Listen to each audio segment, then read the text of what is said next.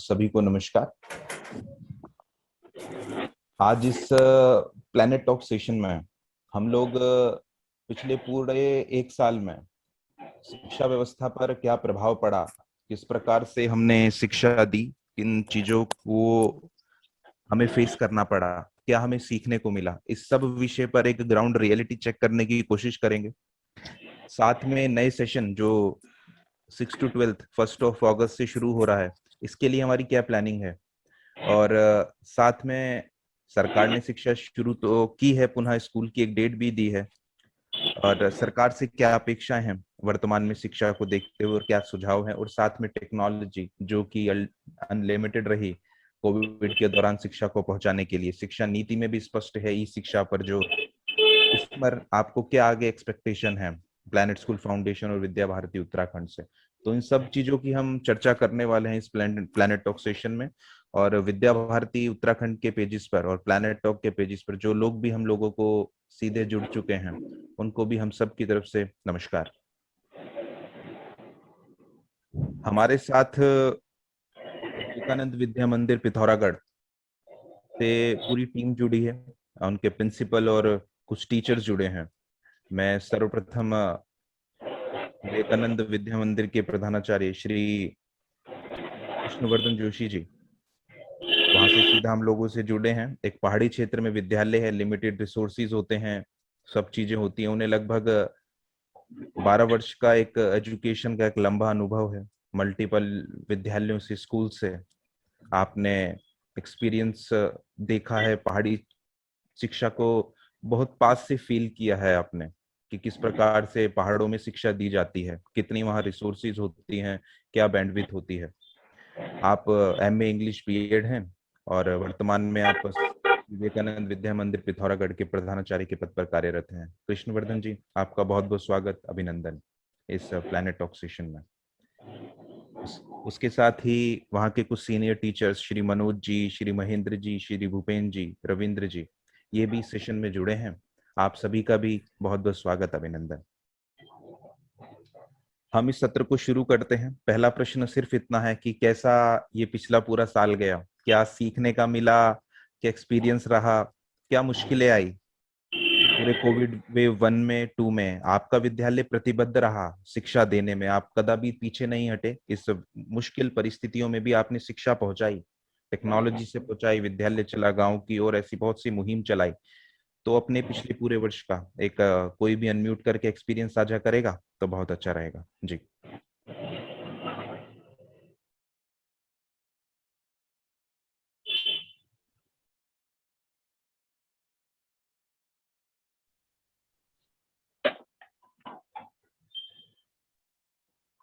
कोई भी अनम्यूट करके बता सकता है कि क्या कैसा रहा पिछला पूरा साल।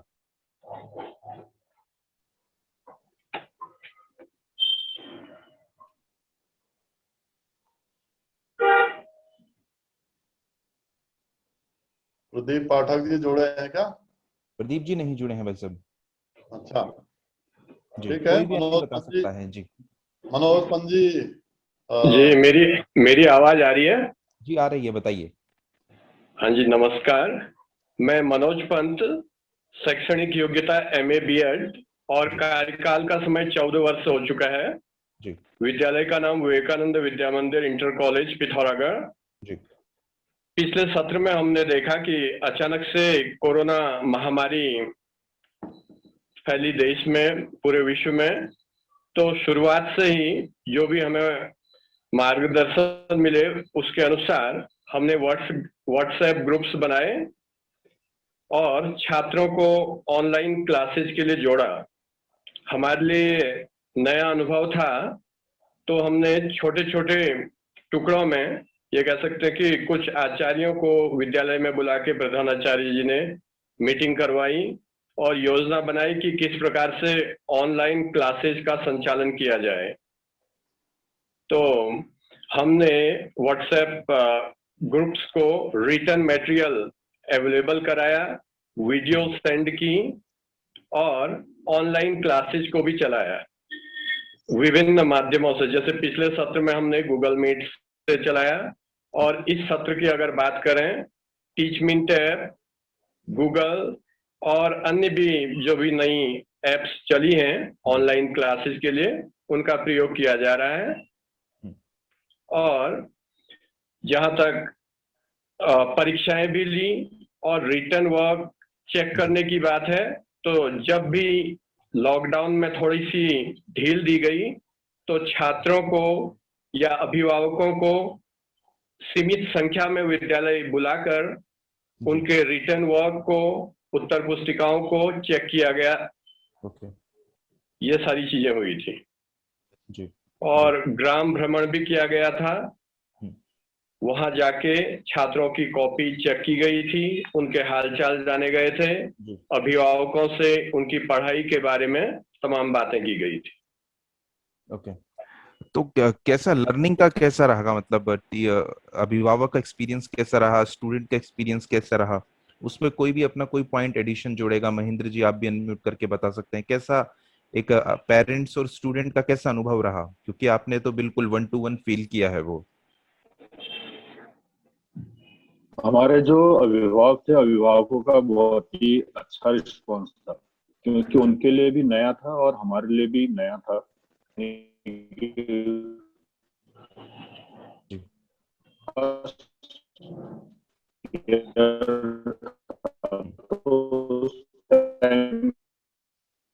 बहुत ही नया था, हमारे लिए भी नया था। और ऐसा भी था कि बहुत सारे जो गार्जियन हैं वो इस फील्ड में अवेयर नहीं थे और दिव्य पहाड़ी क्षेत्र में विश्वास नहीं पैदा कर, उसकी ओर अग्रसर हुए। थोड़ा प्रचार प्रसार हुआ, तो प्रचार प्रसार के माध्यम से वो धीरे धीरे आगे को बढ़ा कि ऑनलाइन पे धीरे धीरे विश्वास करने लगा है अभिभावक। इससे पहले वो अभिभावक विश्वास नहीं करता था और ऑनलाइन शिक्षण पद्धति पे विश्वास, वो आचार्य पे विश्वास करने के कारण ऑनलाइन शिक्षण पद्धति पे विश्वास कर पाया, क्योंकि वो हम नित्य उनसे संपर्क में रहते थे, फोन के माध्यम से संपर्क पे रहते थे और ग्राम भ्रमण के माध्यम से भी हम संपर्क में रहे।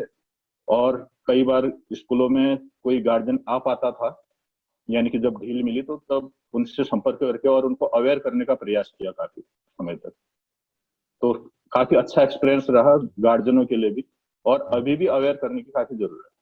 जी, बहुत धन्यवाद। रिसेंटली न्यूज है कि अगस्त में पुनः विद्यालय खुलने की ओर हैं 6 to 12। तो कोरोना की 3rd वेव का भी खतरा है, तो कैसी स्ट्रेटेजी है नेक्स्ट इस एकेडमिक सेशन की जो चल रहा है, कैसे करने वाले हैं, क्या प्लानिंग हुई है आपकी? जी।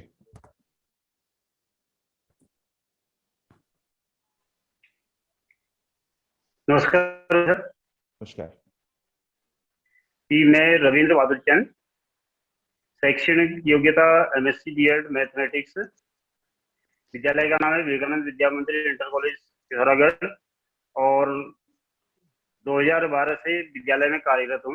लगभग 9 साल की सेवा हो चुकी है और विशेष उपलब्धि में संकुल प्रमुख वैदिक गणित हूँ। और जो क्वेश्चन अभी है कि इस शैक्षणिक सत्र में कोविड की जो 3rd वेव की बात चल रही है, उसके अकॉर्डिंग शैक्षणिक सत्र हमारा किस तरह से चलना चाहिए। तो अभी तक जितने भी विशेषज्ञों की सभी अलग अलग राय है इस बारे में, कि कोई कह रहा है कि शैक्षणिक से जो 3rd वेव है वो आ भी सकती है, नहीं भी आ सकती है, और कोई कहता है कि सितंबर से आएगा, कोई कहता है अक्टूबर से आएगा, लेकिन ये अनिश्चितता बनी हुई है अभी इस बारे में। ये कोई फिक्स नहीं है कि आएगा या नहीं आएगा। तो जहां पर जो 2 सालों से हम ये कोविड के कारण शैक्षिक व्यवस्था जो हमारी चरमरा गई है, उसको देखते हुए लास्ट ईयर भारत सरकार ने ये फैसला राज्यों पर छोड़ दिया था कि राज्य इसके अधीन अपने फैसले खुद लेंगे। वो अपनी वहां की भौगोलिक स्थिति के आधार पर जैसा उनको वहां पर सही लगेगा, राज्य की ये पूरी व्यवस्था उनको छूट दे रही थी। तो अब प्रत्येक राज्य में एक डिस्ट्रिक्ट है, डिस्ट्रिक्ट वाइज अगर यही रवैया अगर राज्यों ने अगर ये जिला प्रशासन को देना चाहिए कि जिले में का जो जिला प्रशासन है वो जिला प्रशासन ये तय करे कि उसके जिले में जो कोविड की पॉजिटिविटी रेट है वो कैसी चल रही है। अगर पॉजिटिव रेट हमारा कम है हमारे किसी भी जिले में, चाहे हमारा जिला हो कोई जिला हो, तो वहां पर स्कूल खोला जा सकता है। क्योंकि अभी हमारे जो दूर गांव के लोग हैं जिनकी आर्थिक स्थिति इतनी सुदृढ़ नहीं है कि वो ऑनलाइन क्लास के जो इंस्ट्रूमेंट होते हैं, जहाँ पर मोबाइल है, लैपटॉप है, कंप्यूटर है, टैबलेट है, इनकी सुविधा उन लोगों के पास नहीं है अभी भी। ये पिथौरागढ़ जिला काफी पिछड़ा हुआ जिला माना जाता है, जिसकी भौगोलिक स्थिति जो है काफी इस तरह से बनी हुई है कि जिसमें यहाँ की जो आर्थिक स्थिति है हर दर साल खराब होती जा रही है। कभी ये जो ये बरसात के सीजन में जो आता है ना हमारे यहाँ जी, उसकी वजह से इसकी जो कंडीशन है काफी खराब हो जाती है। तो यहाँ पर नेटवर्क की भी सुविधा नहीं रहती है, तो ऐसे में बच्चों को बेहतर शिक्षा नहीं मिल पा रही। जो होना चाहिए था 2 सालों से वो बेहतर शिक्षा वो बच्चे नहीं ले पा रहे हैं।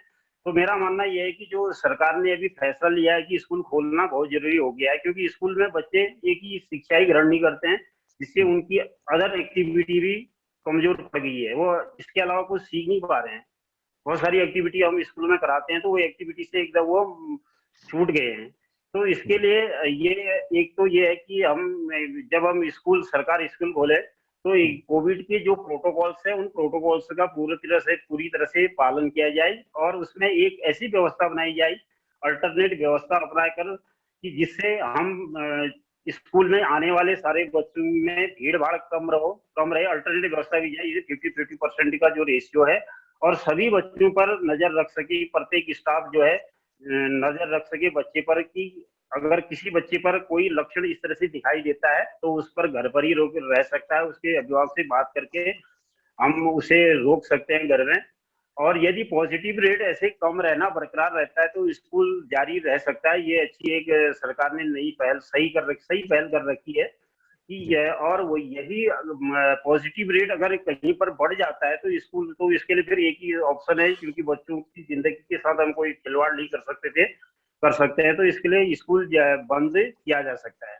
अब ऐसी स्थिति में ऐसी नौबत आती है कि अगर हमें स्कूल बंद करना पड़े तो जिस तरह से सरकार ने इस बार लॉकडाउन नाम में देके कोविड कर्फ्यू नाम दे दिया और उसे 1 हफ्ते से ज्यादा की कंडीशन नहीं दी उसने, हर 1 हफ्ते में उसने उसको एक्सटेंड किया, उसमें कुछ छूटें मिली।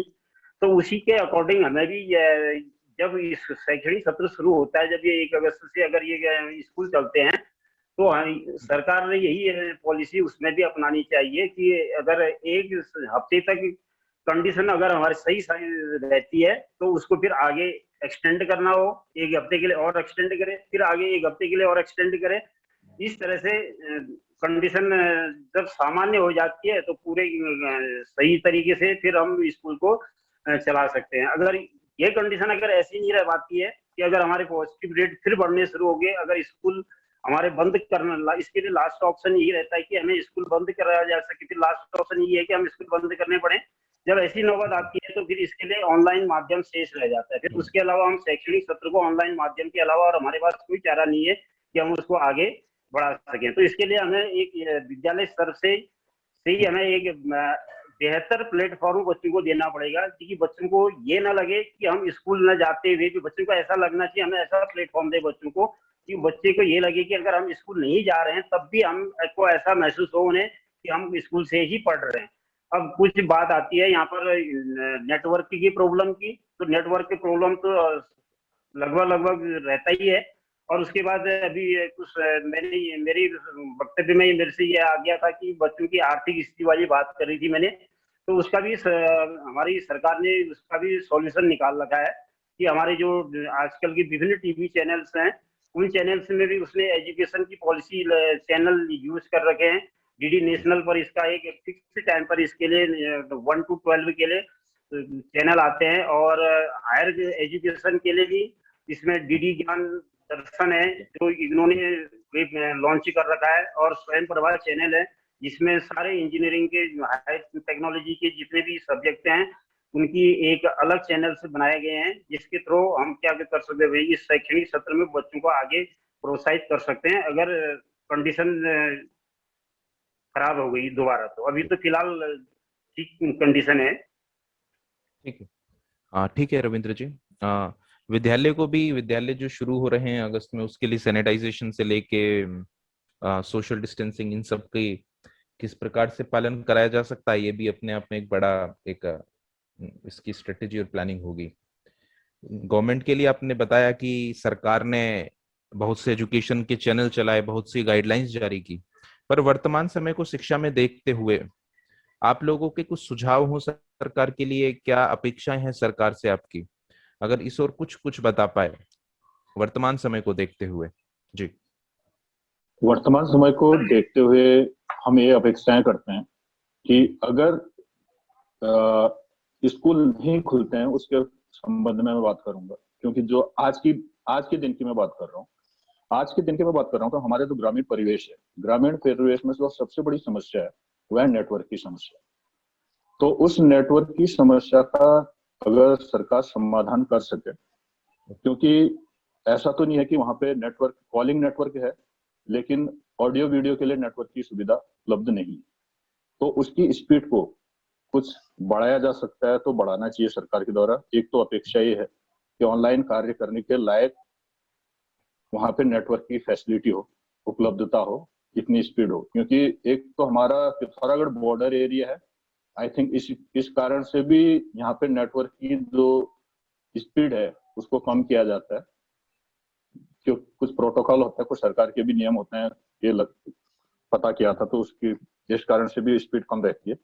और जिन परिवारों की आर्थिक स्थिति खराब की बात आई थी कि आर्थिक स्थिति खराब के कारण उन तक हम टेक्नोलॉजी को उपलब्ध नहीं करा पा रहे, तो सरकार से एक अपेक्षा ये की जा सकती है कि सरकार न्यूनतम मूल्य पर, मैं ये नहीं कहता कि फ्री ऑफ कॉस्ट, क्योंकि सभी को फ्री ऑफ कॉस्ट हर चीज को बांटा नहीं जा सकता है, तो न्यूनतम मूल्य पर टेक्नोलॉजी उपलब्ध कराने की व्यवस्था की जाए, चाहे वो सरकारी समितियों के माध्यम से या एनजीओ के माध्यम से, कि टेक्नोलॉजी उपलब्ध कराने की व्यवस्था की जाए। और हो सकता है उसमें टेक्नोलॉजी का माध्यम टैबलेट हो सकता है, मोबाइल हो सकता है, और सब्सिडी उपलब्ध कराए, सब्सिडी के माध्यम से उपलब्ध कराया जा सकता है, जिस तरह से हम कृषकों के लिए या अन्य के लिए उपलब्ध कराते हैं सब्सिडी, तो ऐसे मोबाइल फोन, टैबलेट या जो भी टेक्नोलॉजी के अन्य उपकरण है उनको उपलब्ध कराने की। और सबसे बड़ी समस्या है ऑनलाइन शिक्षण के लिए प्रचार प्रसार की बहुत ही ज्यादा आवश्यकता है, क्योंकि खासकर ग्रामीण परिवेश में, क्योंकि यहाँ पे अभी प्रचार प्रसार उतना ज्यादा नहीं हुआ है, तो ग्रामीण क्षेत्रों में अभिभावकों को इसके प्रति जागरूक करने की बहुत ज्यादा आवश्यकता है, क्योंकि और इसके लिए एक ही तरीका हो सकता है कि सरकार, जैसे हम विद्या भारती में हमने किया था, ग्राम भ्रमण की योजना हम चलाते हैं, विद्यालय चला गांव की ओर योजना चलाते हैं, ऐसी सरकार को चौपाले लगाकर ग्रामीण क्षेत्रों में, तो सरकार चौपाले लगाए और ग्रामीण क्षेत्रों में लोगों को एकत्रित करके उनको जागरूक करने का प्रयास करे और उसका प्रचार प्रसार करे, तो ऑनलाइन शिक्षण बहुत बेहतरीन हो सकता है। अंतिम प्रश्न, अंतिम, आपने स्पष्ट कहा टेक्नोलॉजी, हार्डवेयर और डेटा, इन तीन चीजों पर सरकार काम करे तो बहुत अच्छा रहेगा, ऑनलाइन एजुकेशन के लिए भी और अन्य सभी के लिए भी। अंतिम प्रश्न, टेक्नोलॉजी का व्याप बढ़ा है कोविड में भी और आगे वाले समय में भी। शिक्षा नीति 2020 में भी बड़ा स्पष्ट है ई शिक्षा पर जोर। कोविड कब तक रहता है इसकी कोई फुल प्रूफ स्टेट्स तो नहीं है, परंतु शिक्षा नीति को देखें तो हमें डिजिटल एजुकेशन के साथ ही आगे जाना है। विद्या भारती भी प्रतिबद्ध रही है, टेक्नोलॉजी को जो आज बातें होती हैं वीडियो कॉन्फ्रेंसिंग से पढ़ाना है, अपना कंटेंट खुद बनाइए, आज से 5 साल पूर्व हमने इसकी बहुत सी चर्चा की प्रिंसिपल बैठकों में, परंतु कोविड ने वह इम्प्लीमेंट करा दिया, यह अंतर हुआ। नहीं तो इस कारण हमने बहुत सी चीजें पहले सुनी थी, इस कारण हमें इम्प्लीमेंट करने में भी बड़ी आसानी रही। पूरे उत्तराखंड में अगर देखें या पूरे देश भर में उत्तराखंड की तुलना करें तो हमारे विद्यालय कहीं भी पीछे नहीं रहे। उनको जो बताया गया उन्होंने इंस्टेंट उसको सीख कर, क्योंकि सब चीजें हमारी कहीं ना कहीं सबकॉन्शियस माइंड में तो थी, हमें पता था कि ये चीजें ऐसे होती हैं, तो उसको इम्प्लीमेंट किया। अगर अब टेक्नोलॉजी में आपको और आगे जाना हो, या प्लैनेट स्कूल फाउंडेशन या विद्या भारती से आपकी कुछ भी काइंड ऑफ एक्सपेक्टेशन हो कि टेक्नोलॉजी के प्रशिक्षण लगातार चलने चाहिए, कुछ लोगों ने कहा संकुल के या कुछ विद्यालय के डायरेक्ट ऑनलाइन टीचिंग के एक्सपो हो सकते हैं क्या, काइंड ऑफ ट्रेनिंग्स हो सकती हैं क्या, आपकी क्या एक्सपेक्टेशन है कि टेक्नोलॉजी में विद्या भारती आपको क्या प्रोवाइड करे या क्या एक्सपेक्टेशंस हैं? जी।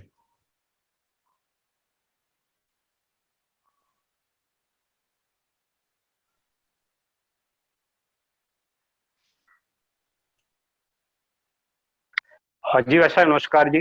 मेरा नाम भूपेन जेठी, MSc BEd और विगत 10 साल से कार्यरत हूँ विवेकानंद विद्या मंदिर इंटर कॉलेज पिथौरागढ़ में। जैसा कि आपका प्रश्न है कि पृथ्वी कुलम जो है प्लेटनेट जो है क्या क्या कर सकता है ऑनलाइन शिक्षण के बेहतरी के लिए, तो मेरा मानना है कि सर अगर डिस्ट्रिक्ट हेडक्वार्टर पे एटलीस्ट जो है वेल क्वालिफाइड जो है डिजिटल लैब डेवलप्ड की जाए, जिसमें जो है HD वीडियो बना सकें और आपका वॉइस प्रूफ अच्छा कंटेंट दें बच्चों को, और थोड़ा सा हम जो है वीडियो को एडिटिंग करना उसमें ये कर सकते हैं और इसका प्रशिक्षण लगाया जा सकता है। और दूसरा सुझाव ये है सर कि जैसे हम ऑनलाइन प्लेटफॉर्म भी अपना क्रिएट कर सकते हैं, जैसे आपका अनअकैडमी है, वेदांतु है, वाइजू है, तो जितने भी विद्या भारती के स्कूल हैं वो इस पे काम कर सकते हैं और अच्छे अच्छे टीचर लेके एक ऐसा प्लेटफॉर्म बना के हम जो है अच्छी जो एजुकेशन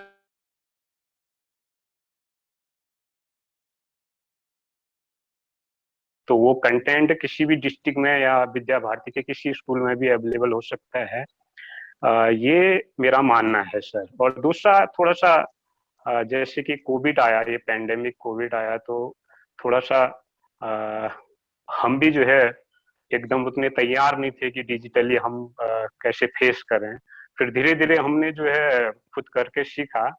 तो अभी भी हमें जो है जैसे आपका मैंने कहा कि ऑडियो सही हो, हमारी वीडियो की क्वालिटी सही हो और उसमें लाइटिंग क्या हो, ये बहुत सारी मायने रखते हैं। जैसे कि जो स्टूडेंट है, जो व्यूअर है, उसको कोई डिस्ट्रक्शन हो, अट्रैक्टिव वीडियोज हो और जो वीडियोज की क्वालिटी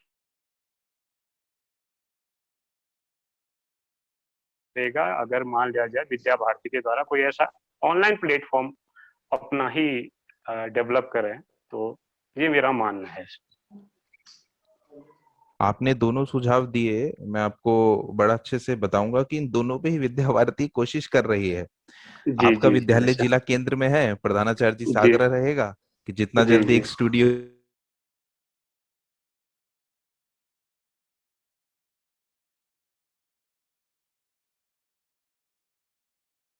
उत्तराखंड का ही सबसे अच्छा स्टूडियो रहा होगा, वो अभी भी बहुत जी अच्छी कोशिशें वहां हो रही हैं।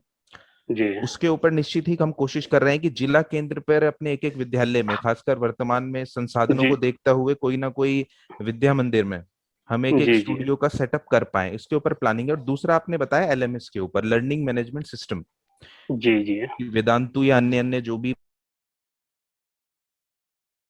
जी लगभग तैयार है अब, और दो जी तीन महीने के बाद हम वो प्लेटफॉर्म आपको दे पाएंगे। और ये जो आपने बताया कंटेंट का, ये ही बैठक अपनी अगस्त में ही है कि अपने ही टीचर, क्या होता है कि जब कोई कंपनी कंटेंट बनाती है तो CBSE को ध्यान में रखते हुए बनाती है, और जी हमारे अभी कुछ बहुत से विद्यालय स्टेट बोर्ड से ही चलते हैं, बहुत क्या अधिकतम 90% 95%।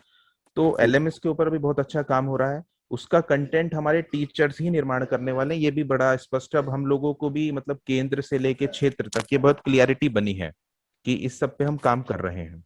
तो आपके जी सुझाव बहुत अच्छे हैं। साथ में शिक्षा नीति में टेक्नोलॉजी इम्प्लीमेंटेशन में क्या हेल्प कर सकती है, जैसे क्लस्टर प्रोग्राम हो गए, हम किसी चैटिंग एप्लीकेशन में टास्क दे सकते हैं क्या, ऐसे बहुत सी चीजों पे काम हो रहा है। समय से जैसे ही वह काम पूरा होता है उसके प्रशिक्षण जिले अनुसार होने हैं। तो आपके सुझाव बहुत अच्छा लगे, और मैं अंत में माननीय प्रधानाचार्य जी से आग्रह करूंगा कि इस पूरे सत्र को आप समापन और समग्र करेंगे तो अच्छा रहेगा, माननीय प्रधानाचार्य जी। धन्यवाद अभिषेक जी।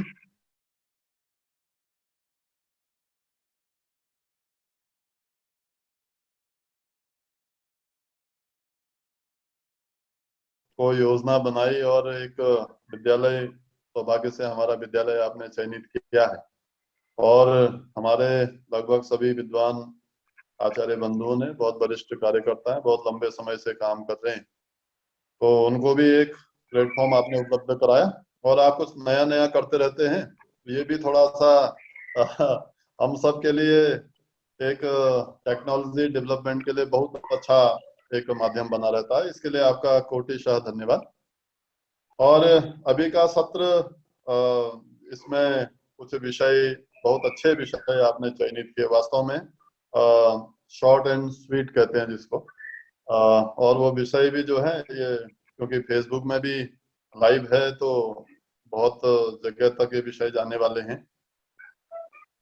क्योंकि गत वर्ष जब ये पेंडेमिक आया तो उस समय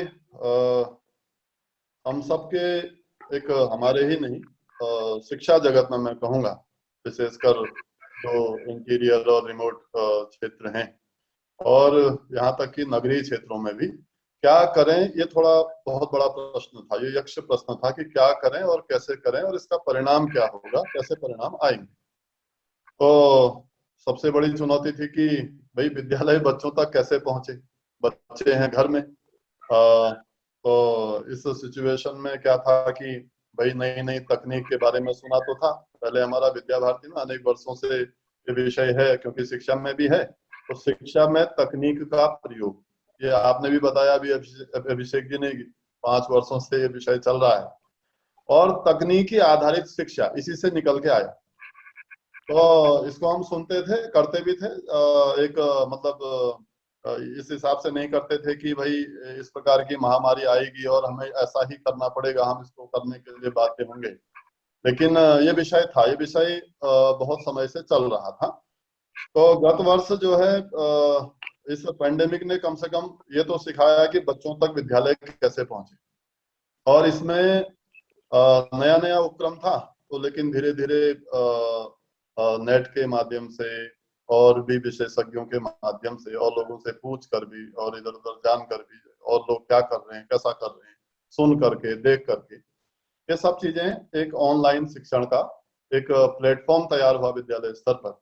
और उसका जो परिणाम था बहुत सकारात्मक आया धीरे धीरे। क्योंकि पहले तो केवल एक ये था कि व्हाट्सएप ग्रुप में बच्चों को जोड़ना है, ग्रुप बनाना है, क्योंकि कम माध्यम थे, कम जानकारियां भी कम थी। तो उसमें वीडियोस के माध्यम से उसमें कंटेंट बना करके उसको फिर बच्चों तक पहुंचाना, एक केवल वही माध्यम उसमें था। धीरे धीरे उसमें फिर जानकारी भी आई, क्योंकि हम लोग भी फिर ये जूम मीट ऐप से, गूगल से या और भी बहुत चीजों से, उससे हम बैठकों में भी जुड़ते थे। तो उसके हिसाब से धीरे धीरे फिर ये चीजें हमारे आचार्यों ने उसको डेवलप कर करके बहुत अच्छा। और पिछले बार हमारा इसका परिणाम वास्तव में उस पेंडेमिक सिचुएशन जो अभिभावकों के तरफ से हमने सुना कि वास्तव में बहुत अच्छा उसका प्रयोग रहा।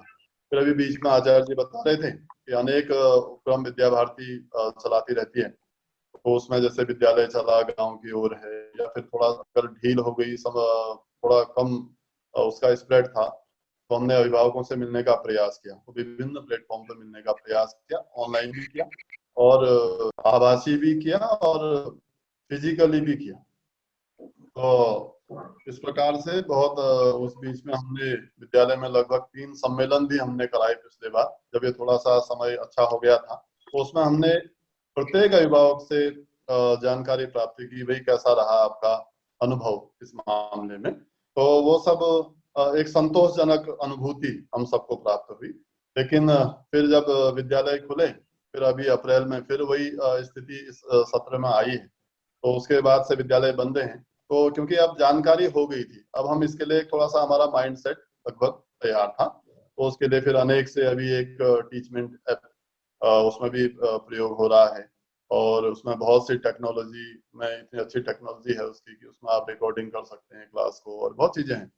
तो धीरे धीरे उसमें सुधार आता गया और उसका बहुत अच्छा हमारा जो अध्यापकों का जो शिक्षण है वो अधिकांश बच्चों तक पहुंचा। अब लेकिन पिथौरागढ़ जिला ऐसा इसके रिमोट एरिया जैसे हैं, जो दूरस्थ क्षेत्र जो हैं, उनमें थोड़ा नेटवर्किंग की समस्या तो है, सब मानते हैं।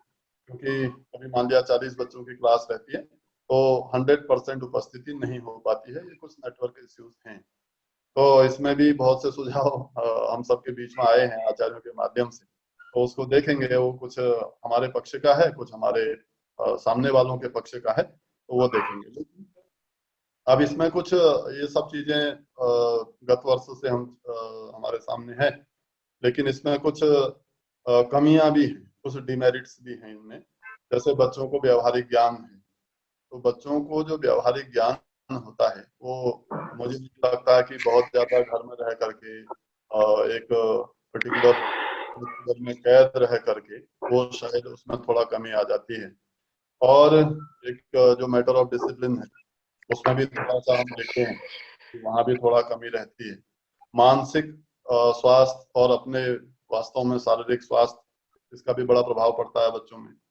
और जो विद्यालय में जो एक प्रैक्टिकल नॉलेज, एक प्रायोगिक ज्ञान जो होता है, वो मुझे नहीं लगता है कि घर में एक सीधे जब तक अध्यापक कक्षा में या उस विषय में आपको TLM है, अच्छा TLM या प्रैक्टिकल की आवश्यकता है, तो वो चीजें उपलब्ध कराने में थोड़ा अक्षमता हो रही है। उसमें भी थोड़ा मुझे लगता है कि ये थोड़ा डिमेरिट्स हो सकते हैं। शारीरिक क्षमताएं हैं, खेल है, प्राणायाम है, योग है, ये अनेक प्रकार की गतिविधियां होती हैं विद्यालयों में, तो थोड़ा सा बच्चे के विकास में ये सब चीजें आवश्यक रहती हैं। तो एक जो हमारी वंदना सभा है विद्या भारती की, वो इसको हम आध्यात्मिक सत्र कहते हैं।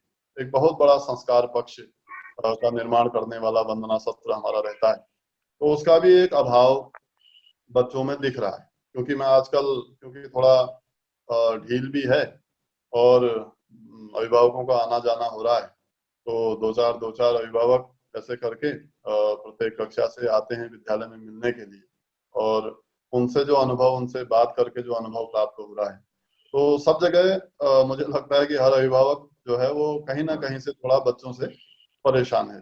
2-4 दिन का रहता है, 10-12 दिन का एक अवकाश का पीरियड रहता है, या कोई गर्मी विंटर जो भी है, इस प्रकार के वेकेशनल जो भी रहते हैं, उनमें तो एक माइंड सेट रहता है भाई हाँ ये बच्चा इतने समय तक घर में रहेगा। लेकिन जब ये अनलिमिटेड टाइम का जब रहता है, तो उसमें थोड़ा सा अभिभावकों को अनेक प्रकार की परेशानियां इसमें हैं। कोई कहते हैं कि भाई इनका कोई टाइम टेबल सेटअप नहीं है, या कहीं नेटवर्क की समस्या होती है तो जुड़ नहीं पाते हैं, काम शेष रह जाता है, और बच्चों में अनेक प्रकार की विकृतियां देखने में आ रही हैं। तो ये भी इस प्रकार के वो रहते हैं। लेकिन एक जो